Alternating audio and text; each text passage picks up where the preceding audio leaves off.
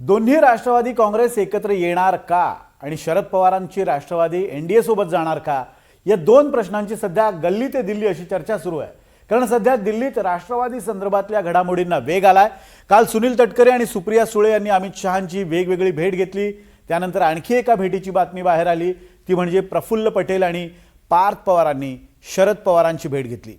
काय आहेत या सगळ्या भेटीगाठींचे अर्थ आणि या सगळ्यावर खुद्द शरद पवार काय म्हणाले आपण पाहूया।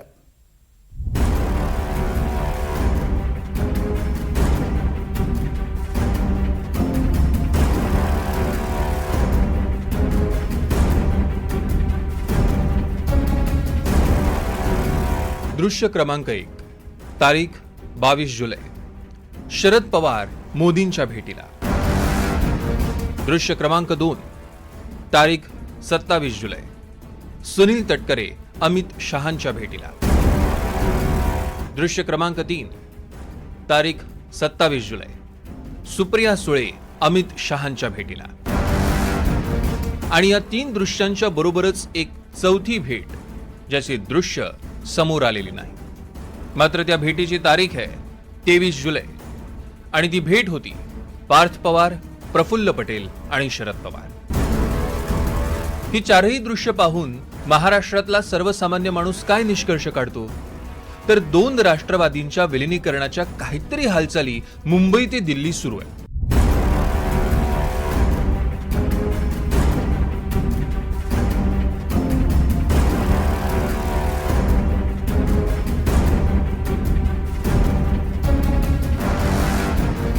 दोन्ही राष्ट्रवादीचे नेते कधी वर्षावर जातात तर कधी थेट दिल्लीत गाठीभेटी घेतात। गेल्या महिनाभर हेच सुरू आहे।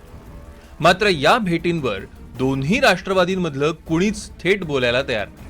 पवार साहेब हे देशाचे नेते आहेत आणि पवार साहेबांचं मार्गदर्शन कुणीही आम्ही कधी केव्हाही राष्ट्रवादी पक्षाचा कार्यकर्ता तर घेऊ शकतो, पण या देशातला कुठल्याही पक्षाचा नेता कार्यकर्ता हे आदरणीय पवार साहेबांचं मार्गदर्शन घेत असतो।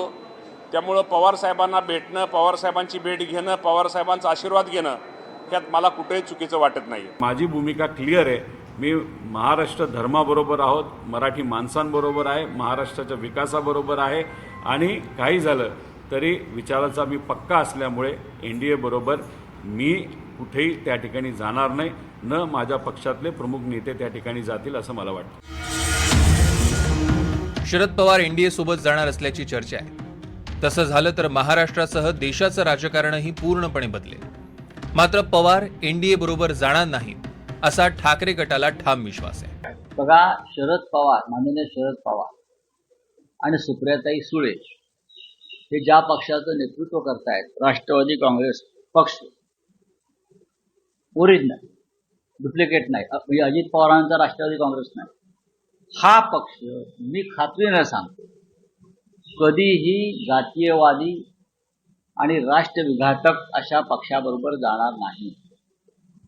म्हणजे भाजप बरोबर जी विचारधारा मी पवार साहेबांच्या अनेक वर्ष आम्ही अनुभवतोय, पाहतोय, त्या विचारधारेमध्ये नरेंद्र मोदींचा पक्ष बसत नाही। आता पवार साहेबांच्या आणि मोदीजींच्या सगळ्या भेट झाली, त्यांच्या काय चर्चा झाली त्याच्यामध्ये हे आपल्या कोणालाही माहित नाही।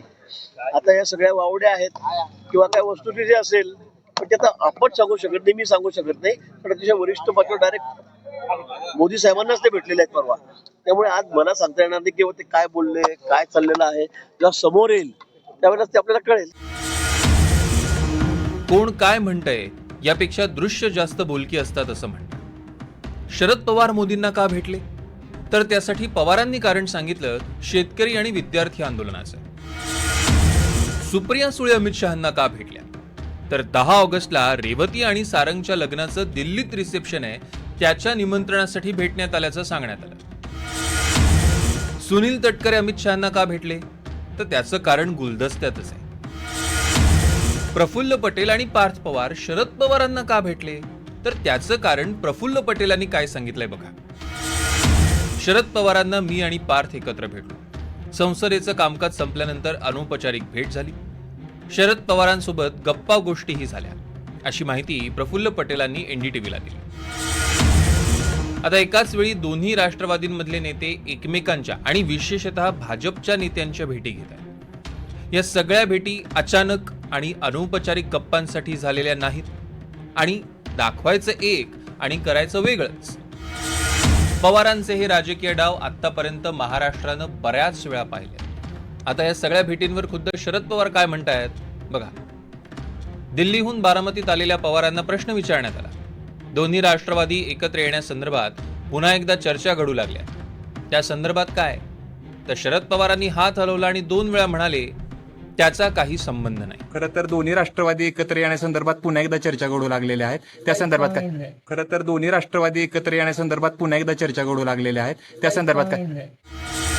दोन्ही राष्ट्रवादी एकत्र येणार का यावर पवार म्हणतात काही संबंध नाही. मात्र पवारांनी एनडीए बरोबर जाण्यासही इन्कार केलेला नाही. मग पवारांच्या या विधानाचे अर्थ काय? तर पवारांची राष्ट्रवादी वेगळा पक्ष म्हणून एनडीए सोबत जाऊ शकते. दोन्ही राष्ट्रवादीचं जर विलिनीकरण झालं तर पुन्हा नेतृत्वावरनं संघर्ष निर्माण होऊ शकतो. तसं झालं तर सुप्रिया सुळेंना केंद्रात कॅबिनेट आणि राज्यात पवार गटाच्या नेत्यांना मंत्रिपद मिळू शकतं. त्यामुळेच पवारांची राष्ट्रवादी वेगळा पक्ष म्हणून एनडीएला पाठिंबा देऊ शकतं. सरकारच्या मतदारसंघ पुनर्रचना आणि महत्वाच्या विधेयकांना पाठिंब्याचे संकेत याआधीच पवारांच्या राष्ट्रवादीने दिले. शरद पवार म्हणतात दोन्ही राष्ट्रवादींच्या विलिनीकरणाचा काही संबंध नाही. तर एनडीएमध्ये नवा पक्ष येणार नाही असं काही दिवसांपूर्वी मुख्यमंत्री देवेंद्र फडणवीसांनी स्पष्ट केलं होतं. त्यामुळे पवारयुक्त एनडीए कसं होणार याचीच सध्या उत्सुकता आहे. सागर कुलकर्णी, एनडीटीव्ही मराठी, मुंबई.